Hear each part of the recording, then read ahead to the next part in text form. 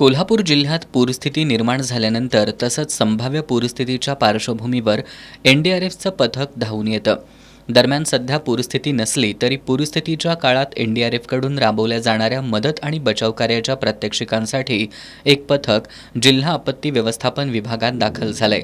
Assistant commandant Nikhil Mudholkar यांच्या नेतृत्वाखालील या पथकामध्ये इन्स्पेक्टर धर्मेंद्र सवदा, एएसआय उमेश कुमार, हवालदार कपिल मोहन, सुरेश कदम, युवराज शेलार, शिपाई तौफिक मुलानी, किरण खावरे, संग्राम किल्लेदार, अरुण सरकुटे, गजानन पात्रीकर यांच्यासह 25 जणांचा समावेश आहे.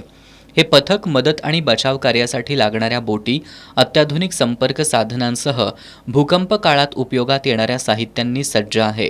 या पथकाद्वारे उद्या मंगळवारी सकाळी 9 वाजता पंचगंगा नदी घाटावर पूर परिस्थितीमध्ये एनडीआरएफकडून राबवल्या जाणाऱ्या उपाययोजनांबाबत मॉकड्रिल करणार असल्याचं असिस्टंट कमांडंट निखिल मुधोळकर यांनी सांगितलंय.